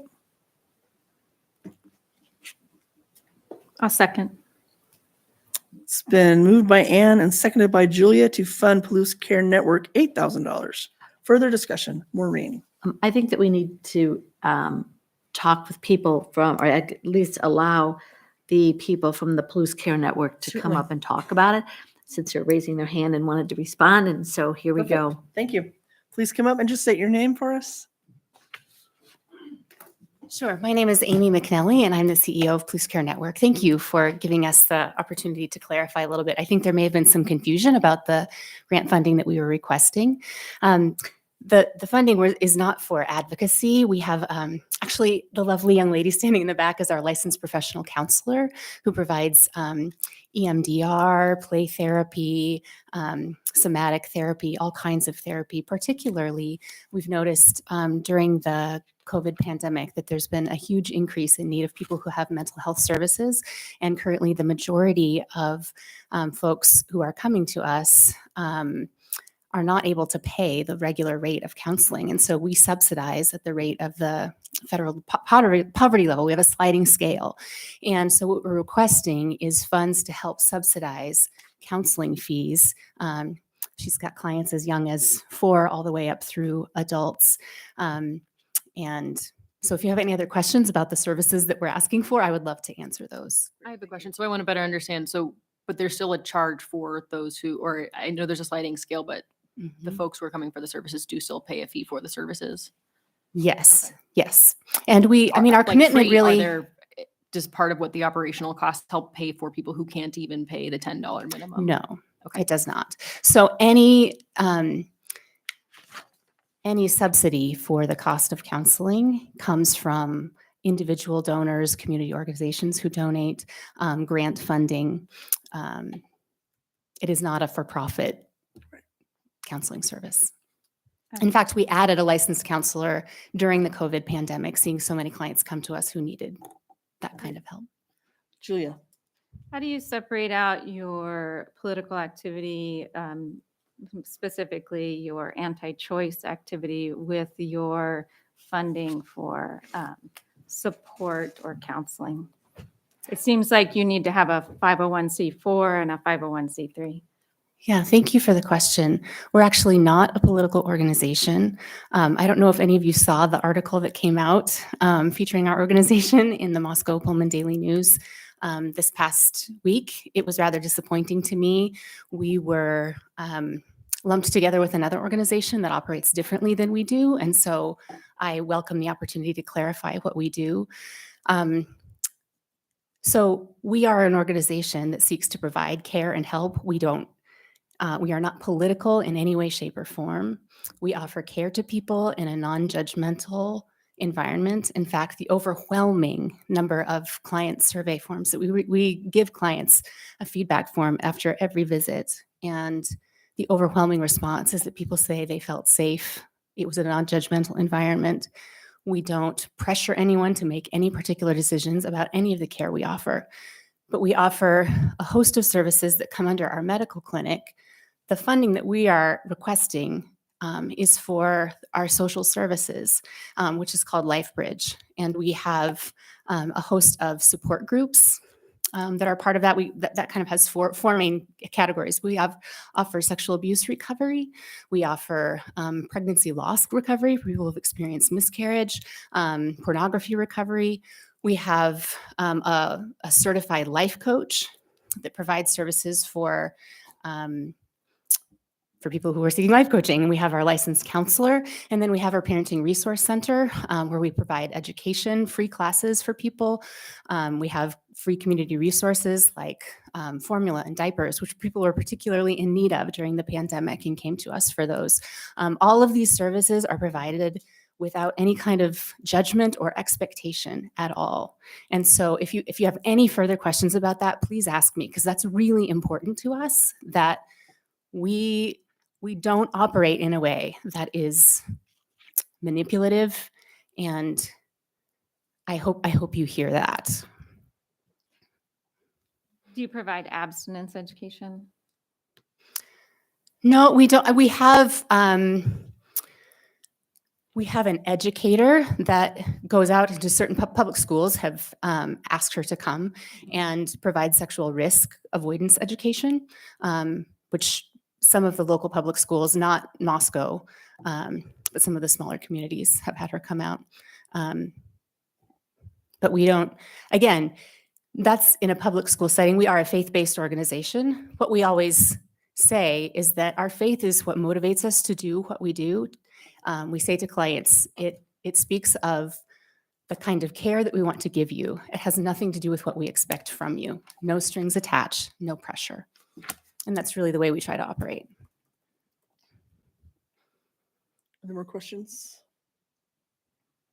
I Sorry, appreciate go ahead. that clarification. Thank you. That was well stated. Yeah, thanks for giving us the opportunity to do that. Our reputation is important to me, and I feel saddened if there's misinformation about who we do or who we're affiliated with.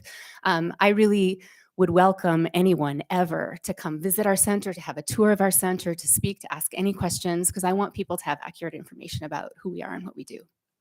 So I think you already answered it, but let me make sure that I got the question correct, the answer correctly. Mhm. So that you have $8,000 for nutrition support and physical resources, Mhm. and the other money is basically to help low-income people Mhm. pay part of, and so to pay part of the cost of the counseling. Correct. So part of that is with the current client load that we have, to help those clients who are currently receiving a reduced rate to subsidize the cost of their counseling.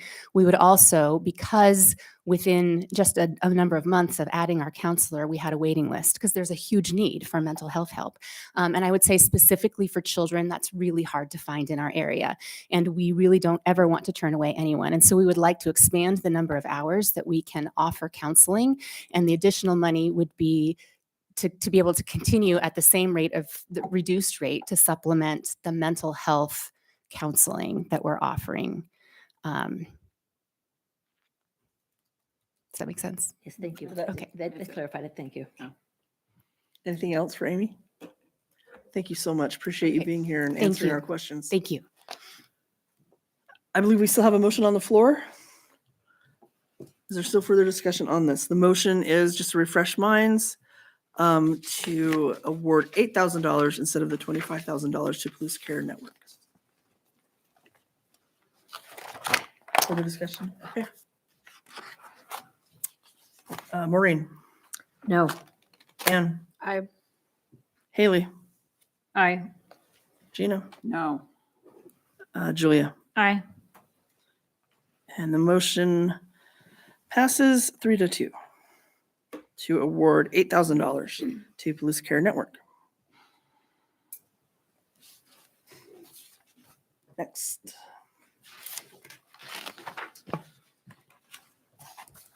I move that we fund Latah Recovery Center at the amount of $200,000. Is there a second? Hearing none. Motion fails. I move that we fund the Latah Recovery Center for $25,000. Second. It's been moved by Maureen and seconded by Haley to fund Latah Recovery, $25,000. Is there further discussion? Yeah, actually, there's been a couple of emails that we got that I'm hoping I can Go ahead. add a couple comments. So I think there's an understanding in the community what the council has, what our decision is as council and what we actually have jurisdiction over. And I think a lot of, the request is to fund the Oxford House. I think there's been some misquoted statistics about the recovery rate and the success model of, I think it's been inverted. I've been hearing a lot of 30% success rate, and my understanding from the organization, it's between 70 and 80% success rate.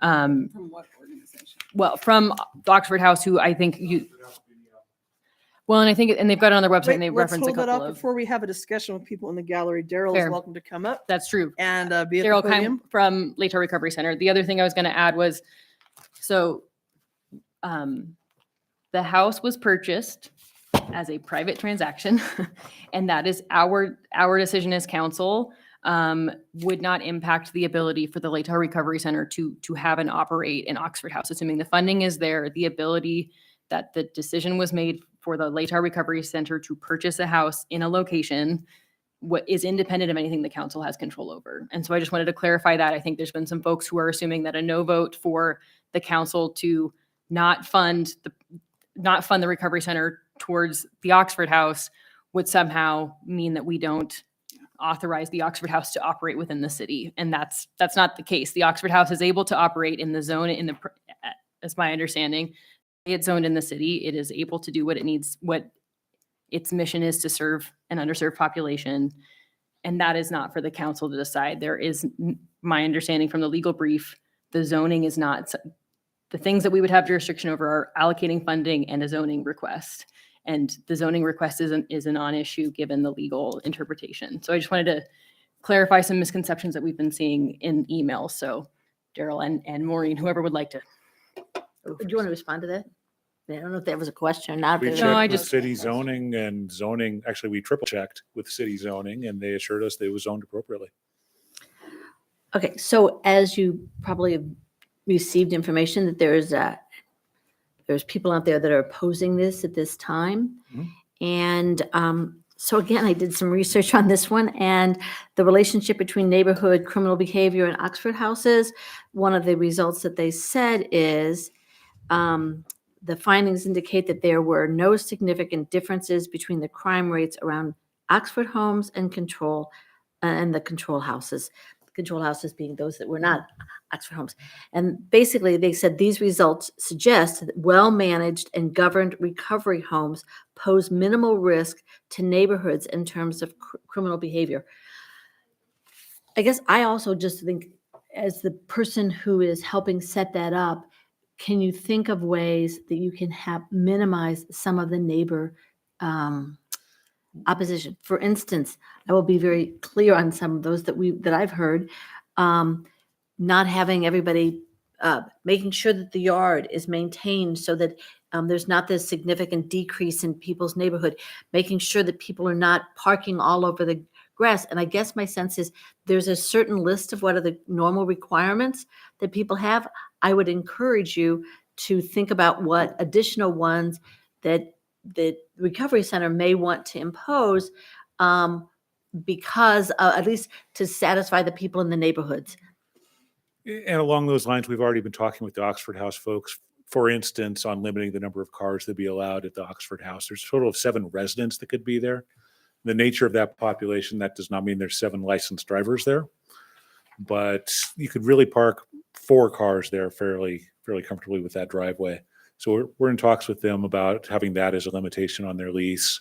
One of the things I liked about Oxford House is it's their corporate policy to be a good neighbor.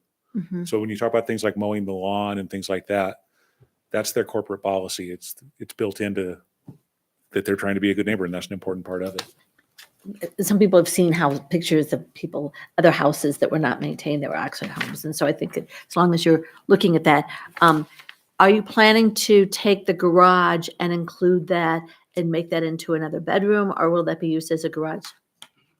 Both. That is a very large garage. We're going to cut it in half.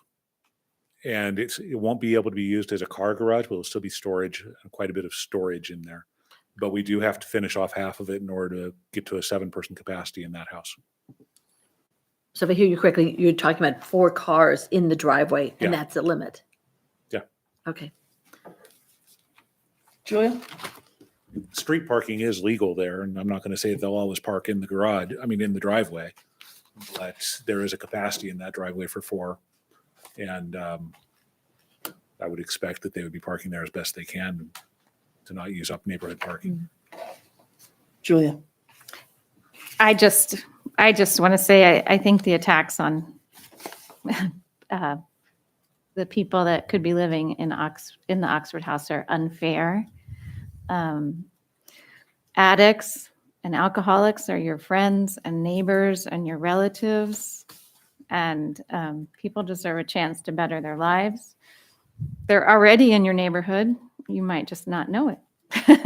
And so I just think that we need to be kind and gracious and not make assumptions that somehow with being in recovery comes all kinds of crime and trouble and attacks on our schools.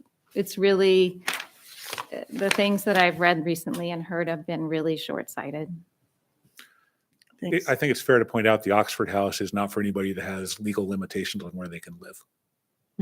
This is folks that could live anywhere in town. I would also note that we received a letter of public support from the Office of the Sheriff, and I think it's important to note that in a lot of cases, for those who are leaving incarceration, you have to have an exit plan and you have to have a plan of where you're going to land. And that function doesn't exist in the county right now, other than this. And I know it's not meant to be necessarily it's meant to aid recovery, and the hope would be there's room for folks who are coming out to have a landing spot. And so, 7 is what we can do right now. What an Oxford House model at this particular location that was purchased on the free market can allow us to do. But I think it's important to note there's letters of support provided from the Idaho Department of Health and Welfare for this model, as well as from the sheriff's office. Just wanted to. It's on page 108 of the packet if anyone wants to look. But. It's also fair to point out that on the committee that decided to do this, so on the Latah Recovery Center board, is over 50 years of combined law enforcement experience. They approved the Oxford House and they approved the location. There's also, to Maureen's first point too, there's a ton of peer-reviewed research on these. It's not just the Oxford House putting out information on this. It's published, peer-reviewed, and it's substantive. I didn't recommend this program until I felt comfortable if it would have been in my neighborhood. So we do have a motion on the floor. Do we have any more questions for Daryl? Can I make one clarification? Absolutely. So you guys are aware we've purchased the house. So if I was you, I would be asking, why do you need the money then if you bought the house? So answer that question. Yeah. We plan to use the money, whatever amount you guys should choose to gift us with, for renovations on the current house, because it does need about $20,000 worth of work on it. And B, we took out a $200,000 loan to make this happen. We would use that to pay off that loan so that we could then start saving the rents that we're making off this Oxford House for another facility, because we're certainly not serving the need completely with one. And I want to see this option available for women if it turns out that it works really well. And that's the future plan with an investment in this. So yes, that's great. Yeah. Let's get with our 25,000 request right now in motion on the floor. Daryl, thank you so much. Thanks, Daryl. Appreciate you being here and all your work. The motion is to fund Latah Recovery, $25,000. That was moved by Maureen and seconded by Haley. Ready to vote? We're ready to vote. Gina, Yes. Haley, Aye. Maureen, Aye. and Aye. Julia. Aye. That passes unanimously. And I believe we have one left, Family Promise. So I didn't hear which one. I believe we Family have one left, Promise. Family Promise. I Great. move we fund Family Promise at 20, a lot of numbers tonight, at $25,000. Second. It's been moved by Ann and seconded by Haley to fund Family Promise, $25,000. Discussion? Do you have any questions for Family Promise? Very good. Maureen, Aye. Haley, Aye. Julia, Aye. Gina, Aye. and Maureen. I'm sorry, and Haley. Nope, time out. I got you. I got you. Hold on, Julia. And Ann. There we go. I had to go through my alphabet. I actually writing it down. I'm pretty sure I already Ann was voted. an aye. Sorry about that. Great, that passes unanimously. So I'd like to make another motion. Are we done with these motions? we done these? Okay. I'd like to make a motion that we close applications in 2 weeks. And we have a hearing on any outstanding ones at the subsequent city council meeting. I second that with the understanding that outstanding means that anything that we funded at 25 tonight, we want to consider the remainder of the request as outstanding. Bill? Is that I possible? want to have you get that clarified first before I jump in there. Can you just say that one more time? I need to Yeah, get in so my head. if we're talking about anything that's outstanding, I would like to, anything that we funded at 25 that say requested 88 that we consider to be outstanding. So that means they don't have to reapply, right? Yeah, they would be in the consideration for our next discussion with anything that has come in since. And so, and just to, again, just to Yeah. set in my head before we get on the motion aspect, does that mean that if I'm a nonprofit and I'm like, and I have all my stuff in order and I'm like, I can ask for 50,000, I still have that caveat? I can ask for whatever amount I feel is needed. Okay, Yes. just thanks. Maureen? And the only one to clarify with Maureen's motion, we were looking at 60 days. That was the August 12th deadline. We were trying to allow enough time for an applicant who may not have become aware of the program to prepare and submit an application. 2 weeks would be fairly short time period, but if that's what the council wishes to do, certainly we'll put out the press releases and social media releases to let people know that the program is closing. I would request that we don't specify the meeting at which it will be coming back to the council, just not knowing how long it's going to take to work through the applications and getting supplemental information. We'll bring it to the council as soon as we can. But I can't commit that if we're going to close it in 2 weeks, which would be the next council Right. meeting, that we're going to be before the council at the following council meeting. And as you know, our schedule is a bit mixed up coming up with the AIC meeting and the 4th of July holiday. So we can certainly work with the 2-week time period for the closure, but the time to get the applications before, it'll probably take us about 30 days after closure to get all of that wrapped up and hopefully any supplemental information or questions we need to have answered by applicants. So it's prepared for the council to review. Is a potential, Gina had a is a question. potential friendly amendment coming down? I would like to suggest that we don't try to end it in 2 weeks, that maybe we go a month. 30 days would be my preference, days. and July 15th would actually be a good date. I was going to suggest, but that's up to the council. It doesn't have to be an amendment, it can be somebody And- else's idea. I'm just saying. Well, I don't think the motion has been seconded, so I don't think we actually have a motion. Yeah, that could be amended by the motion. And I think Anne may have had a question. Yeah, I was going to ask Cody and Elisa and you too, Bill, do we have a sense of how many eligible organizations are left that could apply? Because we were kind of keeping a tally of that, weren't we, at some point? For the nonprofits. Yeah, for the nonprofits. I'm aware of 4 others that are on the state registry list that have not applied. Thank you. So we've kind of been all over the map with the motion. Do we want to just rephrase the motion? Somebody, Maureen, you started with it, or do you want to stick with your original motion? Well, knowing that we only have 4 nonprofits that are sitting out there and they've not even applied or made any contact with you yet, it seems to me I'll stick with my 2 weeks, and then we'll do it at at a meeting when Most you all are convenient. prepared. The city staff have worked through it and make a recommendation to us. I still second that. So if I understand correctly, it's been moved by Maureen and seconded by Anne to close the grant state in 2 weeks. So what is that date? Well, it's 2 weeks from today would be June 20th. Which is a- That's a is the city holiday. going to observe the holiday Juneteenth? Correct, it'd be on that date? Juneteenth. Okay. It might be my preference to shift it to the 24th, which would be the Friday of that week, because it'll take us some time to get this notice out, and then we'd give about two weeks for people once we put the notice out to be able to respond. So if we could close it on June 24th, that would work well for us. I take it as a friendly amendment and I amend it. I agree to it. Anne, you're still good with the second? Okay. It's been moved by Maureen and seconded by Anne that we will close the grant date for the ARPA funds on June 24th. Further discussion? And this is for both the nonprofit and the for-profit Oh, it is. Correct. pieces. Yes, okay. That would be staff's understanding of the motion. I was just going to Thank thank everyone for their patience and participation with this Ditto. program. Here, here. And let's vote on that. Absolutely. Anne, Aye. Julia, Aye. Maureen, Aye. Haley, Aye. Gina. Aye. Great. So Can I just ask a question to get a feedback on the, Actually, I think Gina had something she wanted to say first, and then you absolutely can. perfect, thank you. You heard more no's out of my mouth than more than good mornings this evening, and we wouldn't have heard that anyway. But my point is that I believe strongly in what our nonprofits do in support of our city. I cannot be a bigger fan of what you guys do. And to be honest with you, I applaud your bravery in heading into some of the areas that even I'm not brave enough to take care of. Addiction and the counseling that you guys do. It's beyond. My no vote, every one of them tonight, came as a result of a process that I didn't think was right. Not each one of your missions. I just wanted to be very clear about that.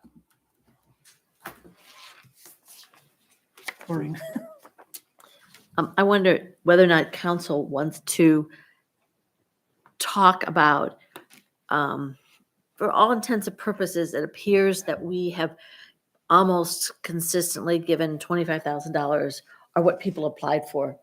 And I guess when you start talking about the difference between $25,000 and $200,000 or $88,000 or $66,000, I'm wondering if we want to talk about different criteria and different standards by which you apply, because we have the discretion in terms of whether or not to go over $25,000. And should we have a different criteria? Because we probably all have a criteria in our mind in terms of why we would think we should add additional funds to it. So I want to know if we wanted to have that discussion or not. I mean, I mean, we could certainly have that discussion. I don't know that this is the time to do it. Because it's on the table, I think it would be good to process a little bit, right? And I think maybe giving it at least to the next council meeting or find a way to get that on the agenda. I don't want to just throw that on the agenda right now. But I do think it's a good thing. I think we need to process it. We've gone through a lot of different things. And everyone has gone through, I think, some things that worked and some things that were frustrating. And so let's build on that and work toward it. And we'll get that on an agenda to have a discussion. I don't know where that falls exactly, but. Well, I'm with Do it in a Maureen. I workshop. mean, I feel like part of it, right? We owe it to our community. This is kind of like the inside baseball, right? Like that we need to have in a public format. And I guess I don't know that you put it on the agenda. I think this is the time you would discuss it as we're going forward. I would but, like to not discuss it right now. I would like to not discuss it tonight and appreciate all that are out and to continue to review what we have and then get together on a fresh night and talk this out. And people are absolutely welcome to come. And if they want to share anything or have questions, or we may invite you over in case we have extra questions. But I think tonight is not the night to do it. Thank you. I will respectfully disagree. I just want to make sure we did it at some point. That's my Right. answer to that is, No, I think let's that's be great. clear. I think that you just have to be clear and make sure that by the time staff is looking at that, if we are going to apply and we want to apply certain different criteria, we should at least be able to articulate that. And I don't think it has to be a set date that we're doing it right now. If people want time to think about it, I've just been thinking about it. And so, whenever anybody wants to do it, I'm open to doing it. Then I think we'll find a time to put it on a future agenda. Okay. Very soon.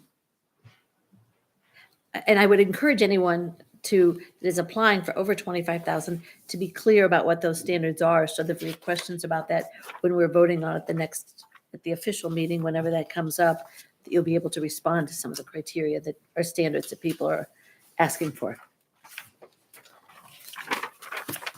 Thank you. Anyone else? I mean, we're kind of going a free for all right now. Anyone else want to add anything before we move on to reports? Oh, God, I know my reports.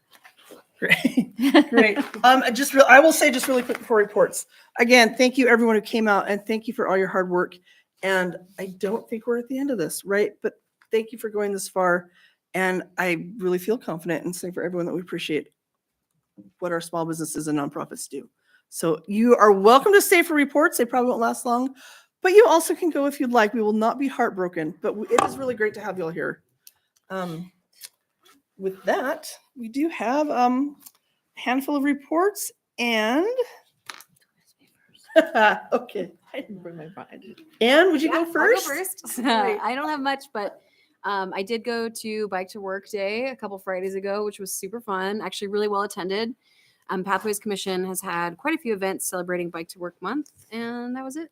Great. It was sad I missed it. I Thanks. missed the actual bike tour, which I was bummed out too about. So, but Bike to Work Day was great. Julia?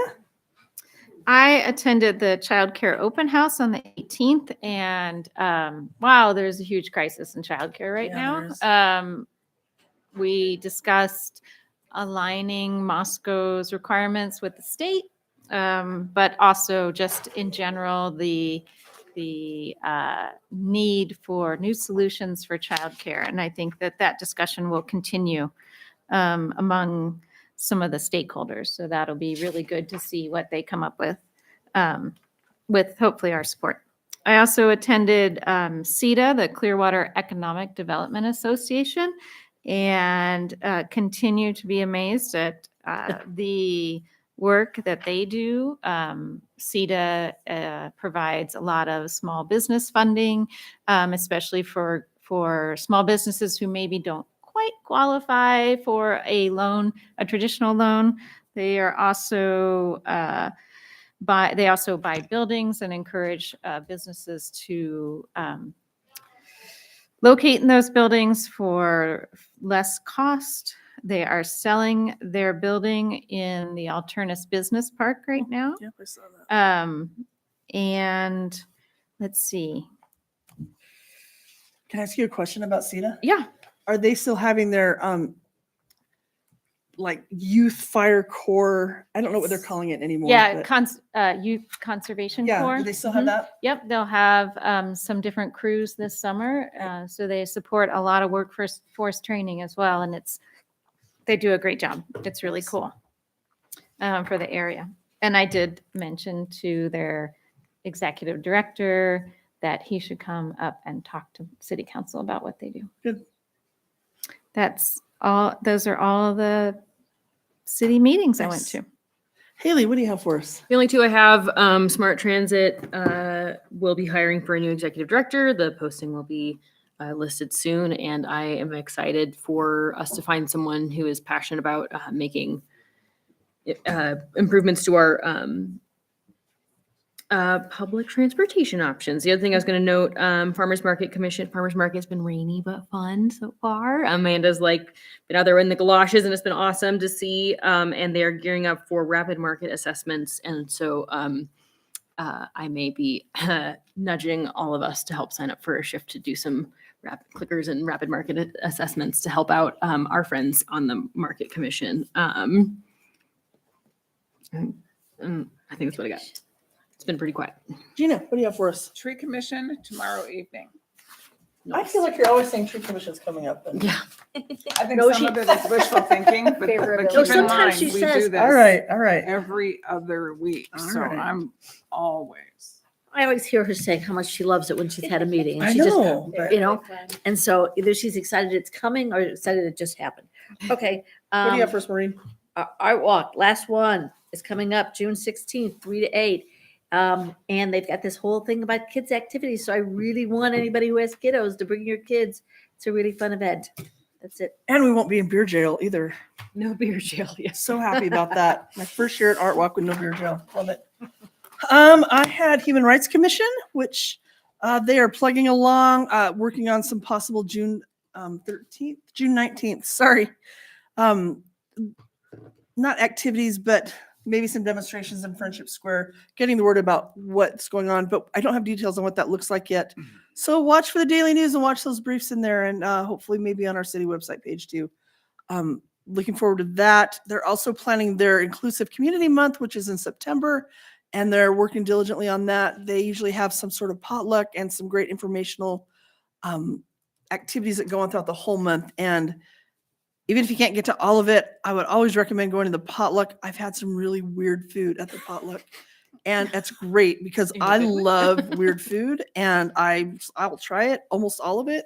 Unless it's green. And no, I'll do green. I mean, even lettuce can be okay. I'll try Julia's lettuce if it's just something else besides lettuce. But anyway, I keep an eye out for the activities they have going on. They usually try to show some sort of film at the Kenworthy. They really are trying to involve the community. There's a concern about, just knocking down hate. They're just worried about hate groups, especially up north, and just really trying to combat fear and just promote well-being and a happy community. And actually, also, I would say that the Latah County Human Rights Commission, also, they're very much working on the same things. So they will be having some new logos coming out and some new information. So both those organizations are really working hard for human rights events. And my historic preservation keeps getting postponed or canceled, so I haven't been to that. But I'm really glad I get to make up for it by going to planning and zoning. So that'll be a treat. I think that is what we have, unless there's something else from staff. Just a couple of quick updates for Great. the council. Just as you are aware, the council meeting that would have happened on June 21st due to the observation of Juneteenth holiday on the 20th will be canceled due to lack of quorum because of the council traveling down for the Association of Idaho Cities Conference, June 22nd through 24th. So that meeting, we will actually shift to June 27th and have a special meeting on that evening.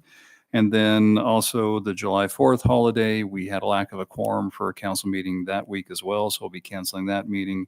And then we'll pick that up on our regular scheduled meeting date of July 18th that will follow the budget workshop that day. So just make sure the council and the public's aware those couple meetings will be canceled coming up. Great. Thank you very much.